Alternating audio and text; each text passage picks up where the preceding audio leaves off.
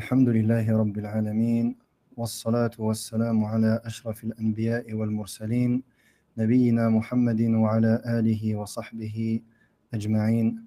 اللهم علمنا ما ينفعنا وانفعنا بما علمتنا وزدنا علما.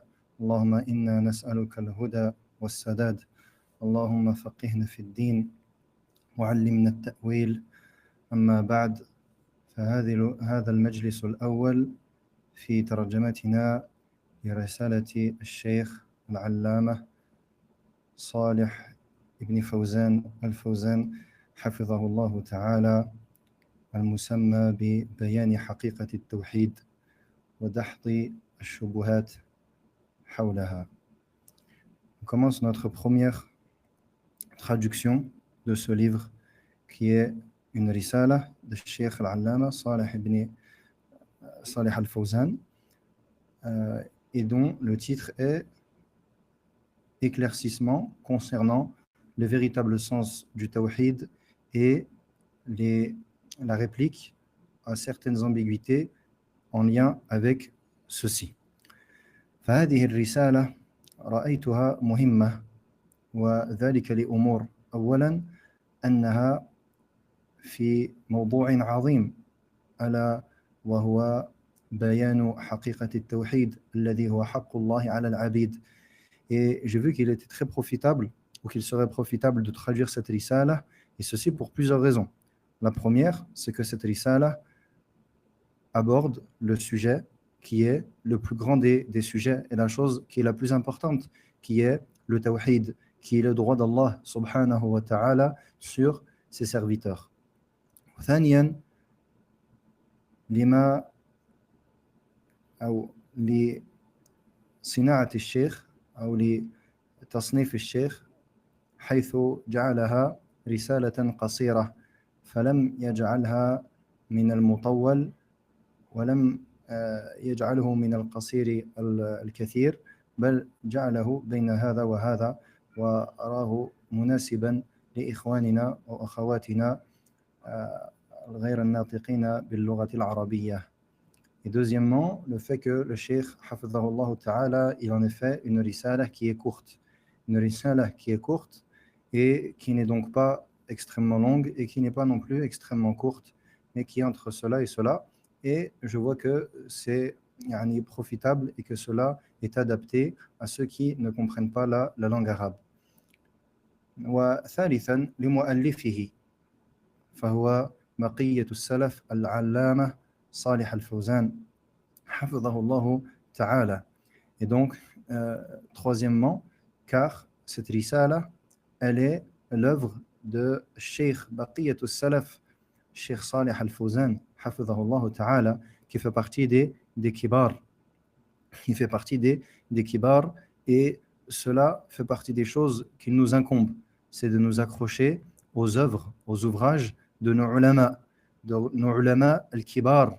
Cheikh al-Fawzan hafidhahullah ta'ala est un grand savant dont ont attesté de sa religiosité et de sa science les anciens et les plus récents parmi les ulama, et cela n'échappe à personne.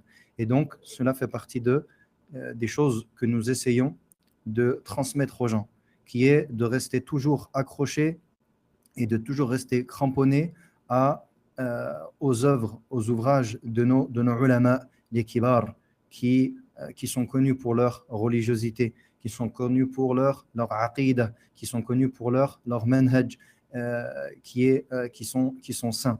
Et c'est pour cela donc que nous nous accrochons et que nous incitons toujours les gens à s'accrocher à ces derniers, et à ne pas s'accrocher aux prédicateurs, à s'accrocher aux sirar, aux jeunes, les prédicateurs comme moi, qui en vérité sont des jeunes personnes qui n'ont que très peu de science, mais ce qu'il faut plutôt, c'est s'accrocher aux ulama.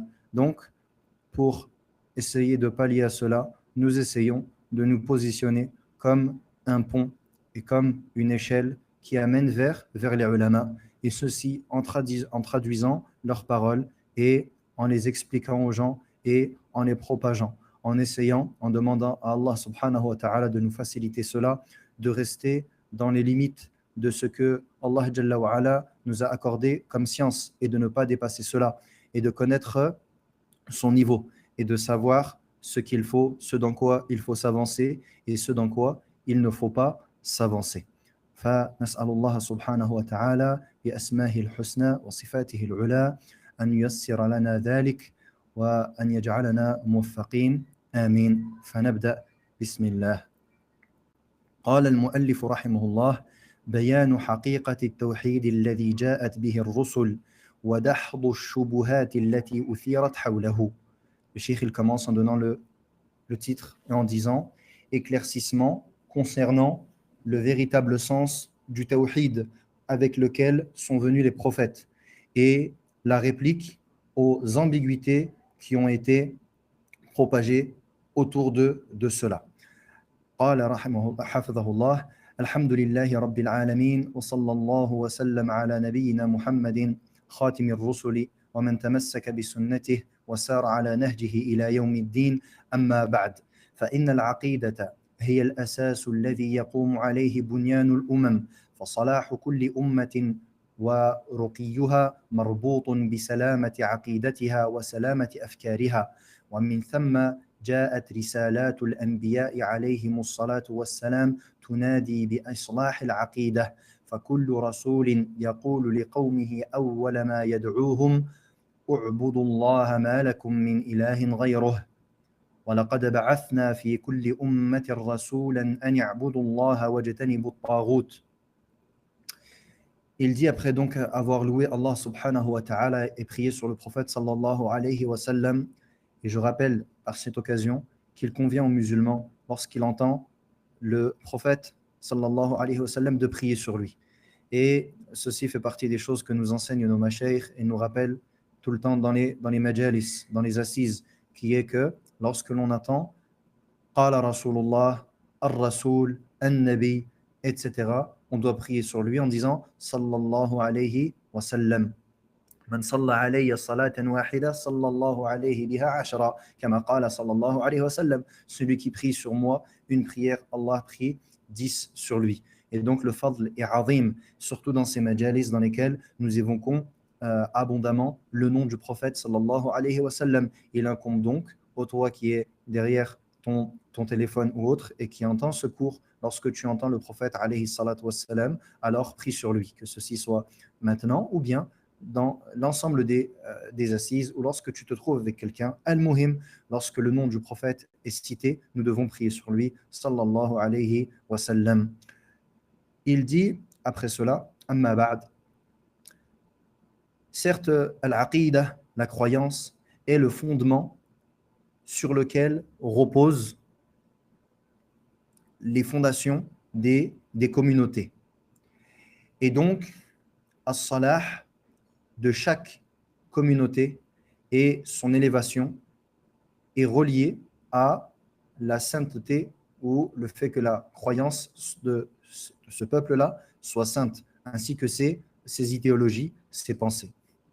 Donc, le fondement de toute communauté et le fondement de sa piété et de son bien repose sur le fait que la aqidah, la croyance de celle-ci soit saine. Et c'est pour cela donc que les écrits, ou bien plutôt que les risalat, les risalat des prophètes, alayhimus salatu wassalam, sont venus. Et elles sont venues pour appeler à la réformation ou la réforme de la croyance. La réforme de la croyance. Donc chaque prophète dit à son peuple, premièrement, au commencement, adorez Allah, vous n'avez point de divinité en dehors de lui. Et il dit, وَلَقَدْ بَعَثْنَا فِي كُلِّ أُمَّةٍ رَسُولًا أَنْ يَعْبُدُوا اللَّهَ وَاجْتَنِبُوا الطَّاغُوتَ. Allah Jalla wa Ala nous dit, comme il est venu dans la traduction, et nous avons envoyé dans chaque communauté un messager en disant adorez Allah et délaissez le taghut. وذلك لأن الله سبحانه خلق الخلق لعبادته وحده لا شريك له كما قال تعالى وما خلقت الجن والإنس إلا ليعبدون. Et ceci car Allah subhanahu wa ta'ala a créé sa créature, sa création, ses serviteurs, afin qu'ils l'adorent seul, sans associé. Et c'est pour cela qu'il dit, Jalla wa ala, comme il est venu dans la traduction, et je n'ai créé les djinns et les hommes qu'afin qu'ils m'adorent. وَالْعِبَادَةُ حَقُّ اللَّهِ عَلَى عِبَادِهِ كما قال النبي صلى الله عليه وسلم لمعاذ بن جبل رضي الله عنه أتدري ما حق الله على العباد وما حق العباد على الله قال حق الله على العباد أن يعبدوه ولا يشركوا به شيئا وحق العباد على الله ألا يعذب من لا يشرك به شيئا. Et l'adoration, c'est le droit d'Allah subhanahu wa ta'ala sur ses serviteurs. Allah Jalla wa ala, le prophète sallallahu alayhi wa sallam dit à Mu'adh ibn Jabal radiyallahu anhu, sais-tu quel est le droit d'Allah sur ses serviteurs et quel est le droit des serviteurs sur Allah? Et il dit alayhi salatu wa sallam, le droit d'Allah sur ses serviteurs est qu'il l'adore sans lui vouer d'associer, sans ne rien lui associer. Et le droit des serviteurs sur Allah, c'est qu'il ne châtie pas celui qui ne lui associe aucune chose. وَهَذَا الْحَقُّ هو أول الحقوق على الإطلاق لا يسبقه شيء ولا يتقدمه حق أحد.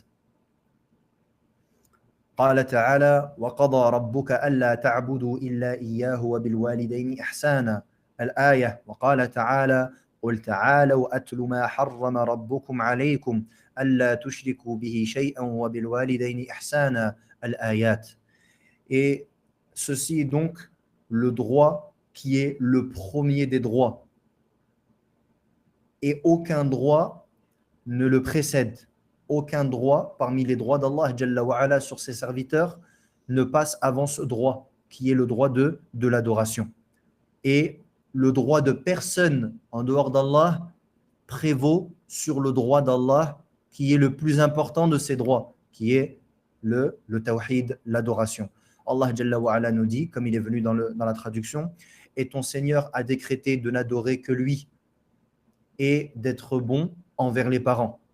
Et Allah Jalla wa ala dit également, comme il est venu dans la traduction, dit venez que je vous récite ce que votre Seigneur vous a interdit. Ne lui associez rien et soyez bon envers les parents. ولأسبقية هذا الحق وأولويته على سائر الحقوق وكونه الأساس الذي ينبني عليه سائر أحكام الدين نرى النبي صلى الله عليه وسلم لبث في مكة 13 سنة يدعو الناس إلى القيام به ونفي الإشراك عنه وجاء القرآن الكريم في معظم آياته بتقريره ونفي الشبه عنه وكل مصل فرضا أو نفلا يعاهد الله على القيام به في قوله إياك نعبد وإياك نستعين. Et ici le Cheikh Hafidhahullah nous dit quelque chose d'extrêmement important. Il dit est dû à la priorité de ce droit sur l'ensemble des autres droits. Et le fait qu'il est le fondement sur lequel repose l'ensemble des autres règles de la religion, nous voyons que le prophète sallallahu alayhi wa sallam est resté à Mecca pendant 13 ans, à appeler les gens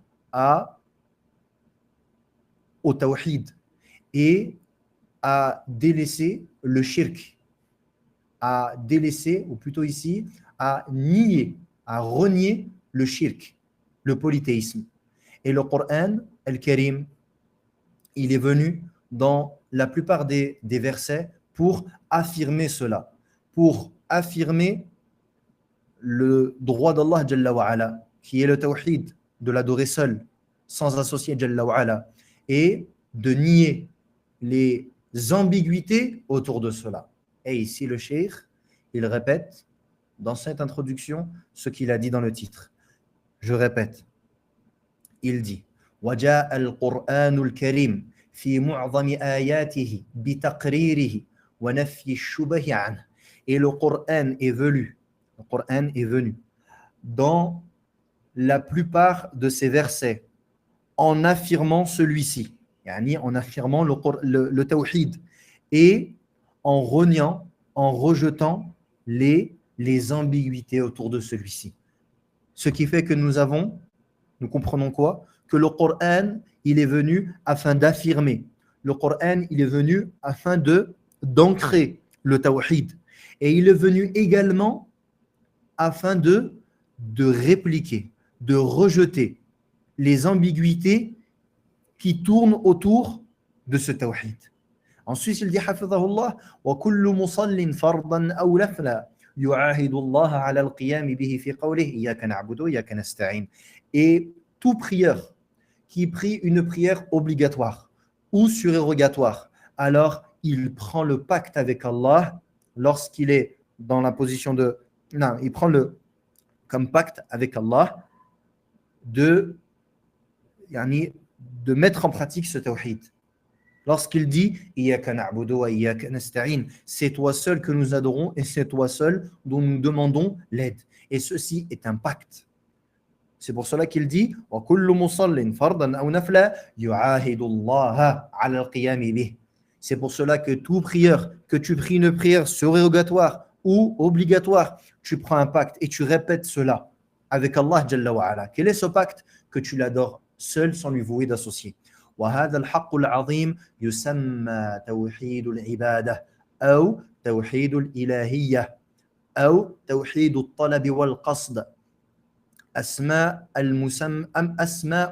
لمسمى واحد وهذا التوحيد مركوز في الفطر فكل مولود يولد على الفطرة كما قال عليه الصلاة والسلام وإنما يطرأ الانحراف عنه بسبب التربية الفاسدة فأبواه يهودانه أو ينصرانه أو يمجسانه وهذا التوحيد أصيل في العالم والشرك طارئ عليه ودخيل فيه قال تعالى كان الناس أمة واحدة فبعث الله النبيين مبشرين ومنذرين وأنزل معهم الكتاب بالحق ليحكم بين الناس فيما اختلفوا فيه وقال تعالى وما كان الناس إلا أمة واحدة فاختلفوا.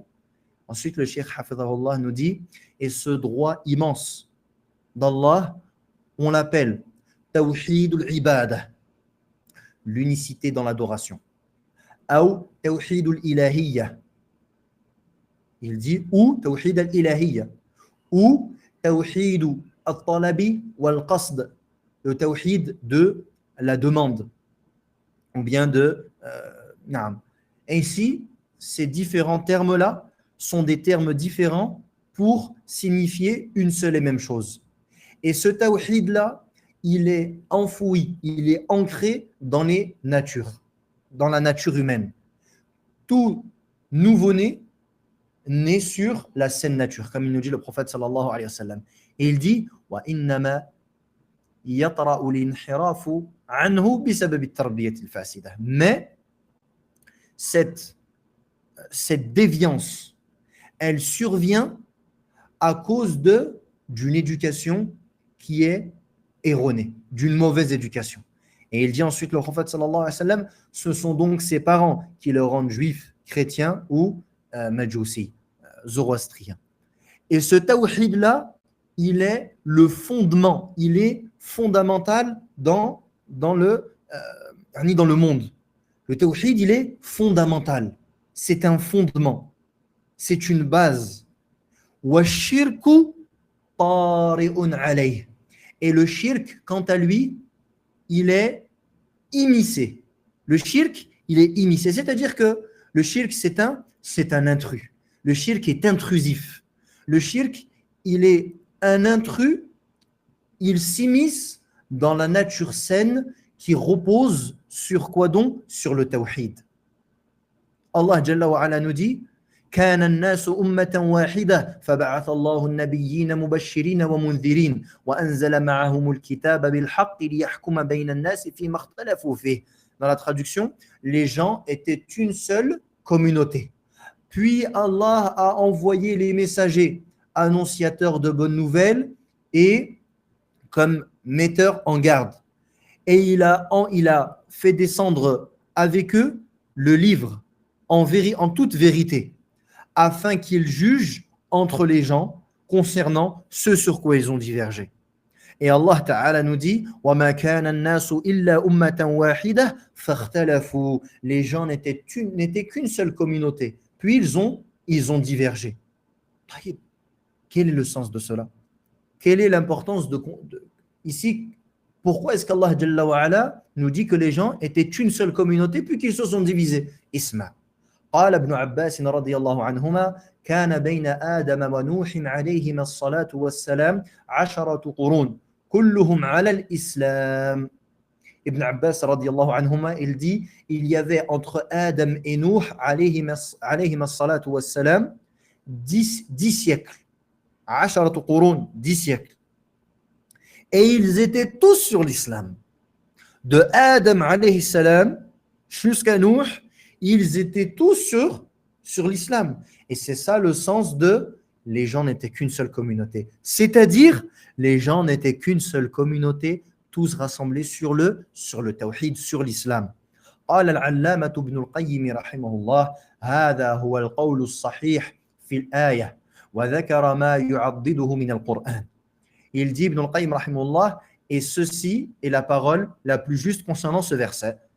Et il a cité ce qui va dans ce sens-là du Coran. Yani ici, Ibn al-Qayyim rahimahullah, il appuie quoi? La parole d'Ibn Abbas radiyallahu anhu concernant l'exégèse de ce verset. Ce qui te fait comprendre ici d'une manière indirecte et qui laisse sous-entendre qu'effectivement, il y a plusieurs paroles concernant ce verset. Mais ici, Ibn al-Qayyim rahimahullah, il te dit que cette parole, c'est la parole qui est juste. وصححه أيضا الحافظ ابن كثير في تفسيره وهذا قول الشيخ وهذا قول الشيخ الفوزان حفظه الله. وصححه أيضا الحافظ ابن كثير في تفسيره وأول ما حدث الشرك في قوم نوح حين غلوا في الصالحين واستكبروا عن دعوة نبيهم. Ici il dit, le Cheikh Hafizahullah, et également a authentifié cela ou a rendu cela juste Al-Hafiz ibn Kathir dans son tafsir. Et la première fois que le shirk est apparu, c'est dans le peuple de Nuh. Avant Nuh, pas de shirk. À l'époque du peuple de Nuh, qu'est-ce qui s'est passé? Avant le peuple de Nuh, qu'est-ce qui s'est passé à l'époque du peuple de Nuh? Ils ont exagéré concernant qui? Concernant les pieux. Ils ont exagéré concernant les pieux. Et ils se sont enorgueillis vis-à-vis de l'appel de leur prophète. قال تعالى وقالوا لا تذرن آلهتكم ولا تذرن ودا ولا سواعا ولا يغوث ويعوق ونسرا. Et ils ont dit, on est venu dans la traduction du verset, sur Nuh, et ils ont dit, ne délaissez pas vos divinités, ne délaissez pas Wad, Suwa', Yarouth, Ya'ouq et Nasr. قال البخاري رحمه الله في صحيحه عن ابن عباس رضي الله عنهما هذه أسماء رجال صالحين من قوم نوح فلما هلكوا أوحى الشيطان إلى قومهم أن انصبوا إلى مجالسهم التي كانوا يجالسون فيها أنصابا وسموها بأسمائهم ففعلوا فلم تعبد حتى إذا هلك أولئك ونسي العلم عبدت. Al-Bukhari rahimahullah, il nous dit dans son sahih d'après Ibn Abbas radiyallahu anhuma, et comme le dit souvent Cheikh Ibrahim al-Muhammid hafidhahullah, il dit alhamdulillah, ce hadith il est dans le Bukhari. Alhamdulillah, ce hadith il est dans le Bukhari. Et ce hadith il contient une réplique à qui? Aux Quburiyin, les exagérateurs parmi les soufis qui adorent les tombes, les adorateurs des tombes. Il dit Ibn Abbas radiyallahu anhuma, et le hadith il est dans le Bukhari, هذه أسماء رجال صالحين. هذه أسماء رجال صالحين. Ce sont des noms d'hommes pieux du peuple de Nuh. Donc, Wad, Suwa', Yarouth, Ya'ouq et Nasr qui sont cités dans Surat Nuh et que les gens appelaient à ne pas délaisser, à ne pas délaisser leur adoration. En vérité, qu'est-ce qu'ils étaient? Ils étaient des hommes pieux. Et ils étaient du peuple de Nuh. Et donc c'était des hommes pieux vivants. Et lorsqu'ils sont morts, Ash-Shaytan, il a insufflé au peuple, à leur peuple, au peuple de ces hommes pieux, de yani, construire un édifice là où ils avaient l'habitude de s'asseoir. Puis, ils les ont appelés, yani, ils ont appelé ces endroits-là, ceux qu'ils avaient construits, par leur nom. Yarouth, Yarouq, etc.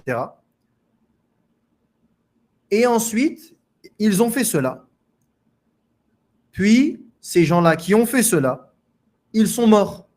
Puis, la science a été oubliée. Et ils ont fini par être adorés. Donc, regardez Shaitan et comment est-ce qu'il amène les choses de manière graduelle afin d'égarer les fils d'Adam. قال ابن القيم رحمه الله قال غير واحد من السلف لما ماتوا عكفوا على قبورهم ثم صوروا تماثيلهم ثم طال عليهم الأمد فعبدوهم ثم قال رحمه الله وقد تلاعب الشيطان بالمشركين في عبادة الأصنام بكل قوم على قدر عقولهم فطائفة دعاهم إلى عبادتها من جهة تعظيم الموتى الذين صوروا تلك الأصنام على صورهم كما في قوم نوح وهذا السبب هو الغالب على عوام المشركين أعيد وهذا السبب هو الغالب على عوام المشركين وأما خواصهم فاتخذوا الأصنام على صور الكواكب المؤثرة في العالم بزعمهم وجعلوا لهم بيوتا وسنده وحجابا وقربانا ولم يزل هذا في الدنيا قديما وحديثا. Ensuite, il dit, Ibn al-Qayyim rahimahullah, plus d'un parmi les salafs ont dit, concernant le tafsir, cette ayah, que lorsqu'ils sont morts, ils se sont mis à rester longuement vers leur tombe. Puis, ils ont édifié à leur image. Puis, à ce moment-là, ils ne leur vouaient pas d'adoration. Puis, après cela, le temps s'est allongé. Le temps s'est allongé. Le temps est passé. Puis, ils les ont adorés. Ensuite, il dit, rahimahullah, et le shaitan, il s'est amusé des polythéistes dans l'adoration des idoles, avec chaque peuple à la hauteur de leur raison. À la hauteur de leur raison. Et il dit, certains parmi eux, ou bien un groupe parmi les enfants d'Adam, il les a appelés à adorer ces idoles-là par le biais de quoi?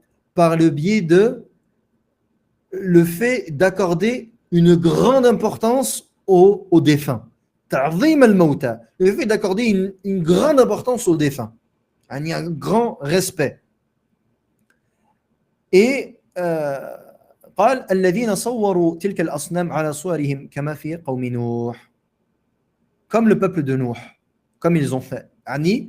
Ils se sont mis à les adorer par le fait que ce sont des morts.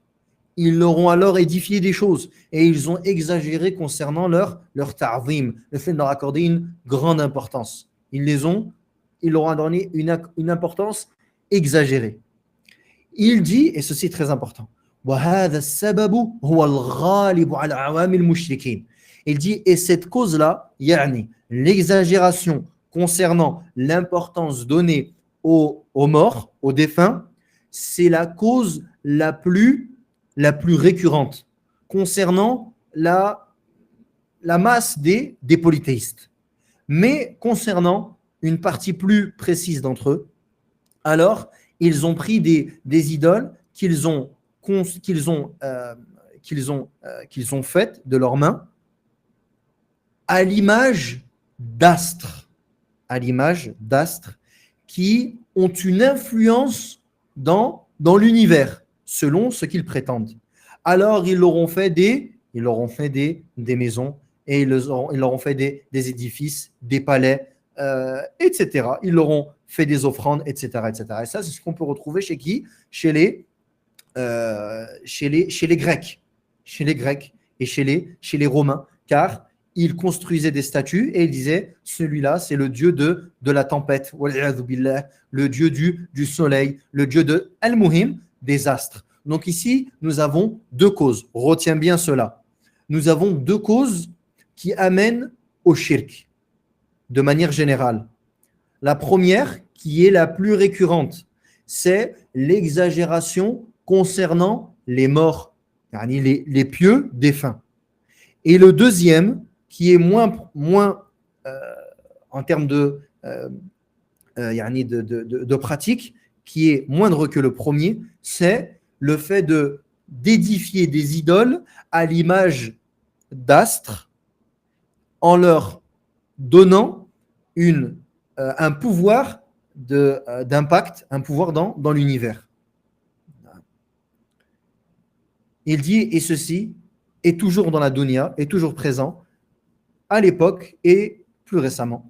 وأصل هذا المذهب من مشرك الصائبة وهم قوم إبراهيم عليهم السلام الذين ناظرهم في بطلان الشرك وكسر حجتهم بعلمه وآلهتهم بيده. Il dit, et le fondement, la source de ce courant, et ici il parle du deuxième courant, le courant qui est le fait d'édifier des idoles, on a dit, en se basant sur quoi? Sur des astres, en prétendant que ces astres-là, ils ont un pouvoir, un impact dans l'univers. Donc ici, il te parle de cette deuxième catégorie. Ibn al-Qayyim, rahimahullah. Et dit, la source de cela, c'est le peuple de Ibrahim, alayhi salam. Celui que, son peuple, que Ibrahim, alayhi salam, avec qui il a débattu. Et il a débattu et il a ici apporté les preuves qui annulent et qui rendent caduque leur shirk. Et il a détruit leurs idoles avec sa main, alayhi salam. فَطَلَبُوا تَحْرِيقَهُ. Et ils ont demandé alors à le brûler. وَطَائِفَةٌ أُخْرَى اتَّخَذَتْ لِلْقَمَرِ صَنَمًا وَزَعَمُوا أَنَّهُ يَسْتَحِقُّ الْعِبَادَةَ وإليه تدبير هذا العالم السفلي. Et d'autres, un autre groupe, qu'est-ce qu'ils ont fait? Ils ont pris la lune comme idole. Et ils ont prétendu que cette lune, elle, mérite l'adoration. Et que l'administration des choses dans cet univers, l'administration de l'univers, elle revient à cette lune. Cet univers sofli, cet univers mondain, le nôtre. وطائفة تعبد النار وهم المجوس. Et un autre groupe, un autre peuple, une autre catégorie s'est mis à adorer le feu. Et ils sont al-Majous, les Zoroastriens. فيبنون لها بيوتا كثيرة ويتخذون لها الوقوف والسدنة والحجاب فلا يدعونها تخمد لحظة واحدة. فلا يدعونها تخمد لحظة واحدة. Il dit, donc, les Zoroastriens, ils ont construit des édifices sur, des palais sur ces idoles-là.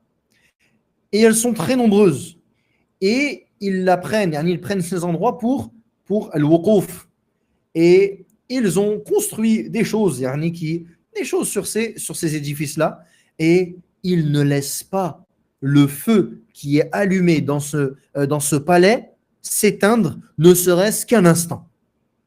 Eux, dans leur exagération, ce feu-là, car c'est ce feu qu'ils adorent, et ils prétendent que dans ce feu se réincarne tel ou tel astre qui a un pouvoir dans l'univers, etc., etc. Et bien ce feu, ils ne le laissent pas s'éteindre, ne serait-ce qu'une seule seconde. وطائفة تعبد الماء تزعم أن الماء أصل كل شيء وبه كل ولادة ونمو ونشوء وطهارة وعمارة. Et d'autres se sont mis à adorer l'eau et ils ont dit que l'eau est la base de toute chose et que par l'eau il y a la naissance et il y a l'évolution et il y a la purification, etc. وطائفة تعبد الحيوانات فطائفة عبدت الخيل وطائفة عبدت البقر وطائفة عبدت البشر الأحياء والأموات وطائفة تعبد الجن وطائفة تعبد الشجر وطائفة تعبد الملائكة. انتهى كلام ابن القيم رحمه الله. Et il dit, et ensuite un autre groupe de gens se sont mis à adorer quoi? Se sont mis à adorer les animaux. Et ils se sont mis à adorer donc les chevaux. D'autres se sont mis à adorer les vaches.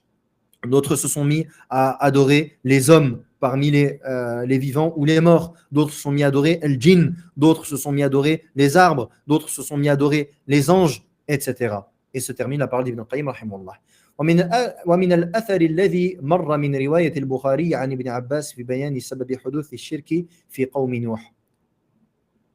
Et il y a d'autres donc athar qui vont dans ce sens-là, qu'a rapporté le Bukhari d'après Ibn Abbas concernant la cause de la propagation ou bien de la naissance du shirk dans le peuple de Nuh.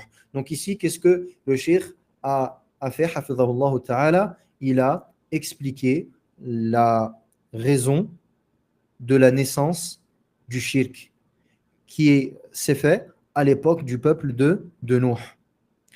فندرك أولا ندرك أولا خطورة تعليق الصور على الجدران ونصب التماثيل في المجالس والميادين وأن ذلك يؤول بالناس إلى الشرك بحيث يتطور تعظيم تلك الصور والتماثيل إلى عبادتها واعتقاد جلب الخير ودفع الشر منها كما حدث لقوم نوح. Et ici le Cheikh Hafidhahullah, Cheikh Al-Fawzan Hafidhahullah, il va nous énumérer donc les leçons à tirer de cela. Et donc ici, j'attire toute votre attention.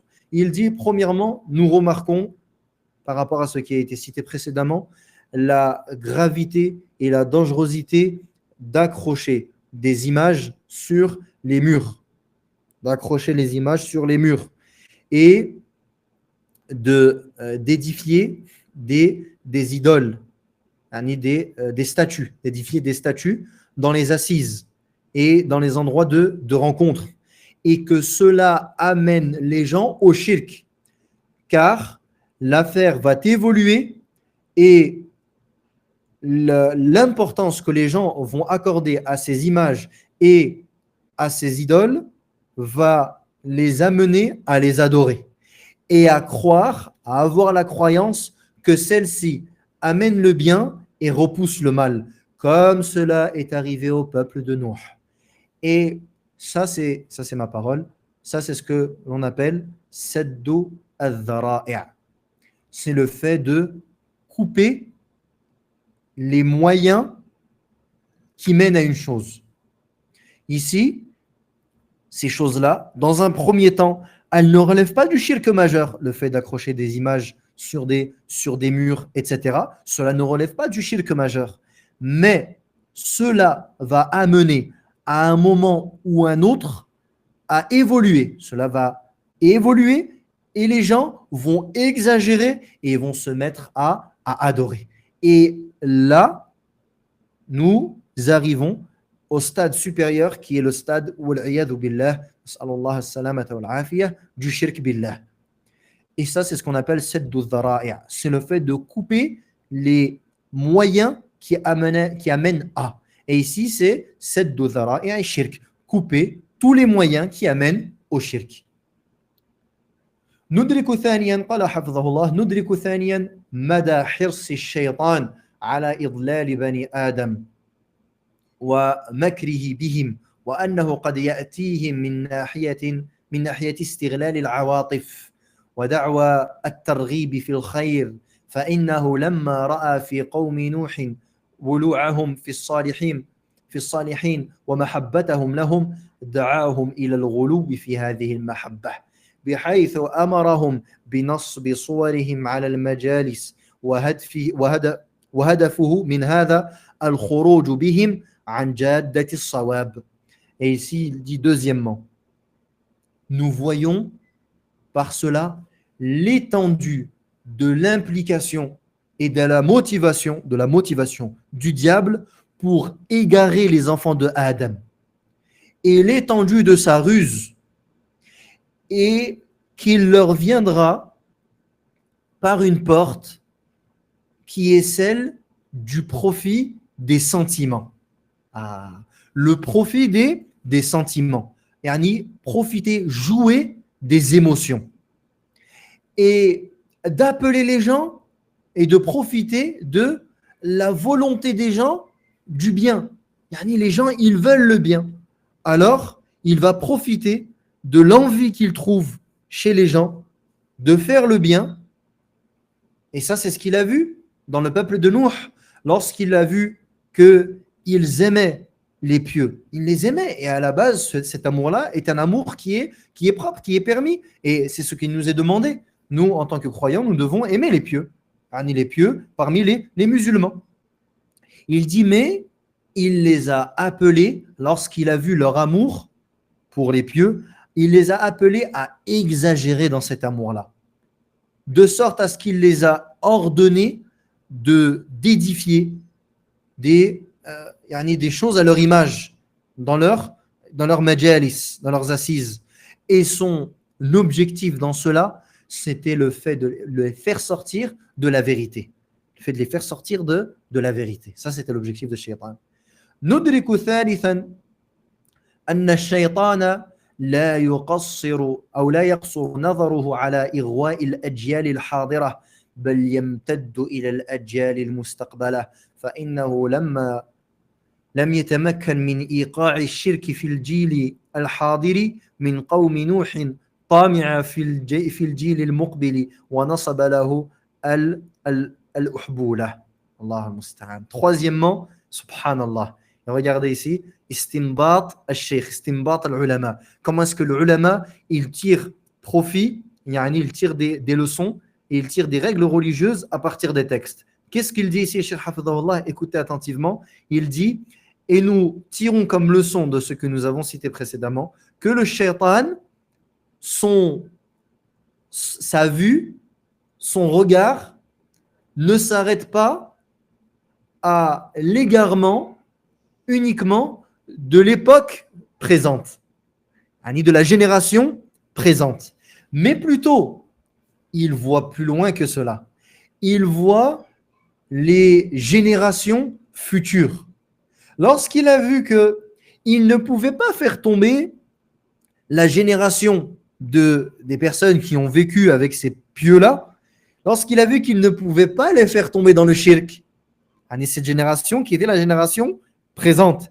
Lorsqu'il a vu qu'il ne pouvait pas les faire tomber directement eux dans le shirk, alors il a eu espoir et il s'est fixé comme objectif de faire tomber dans ce shirk les générations futures.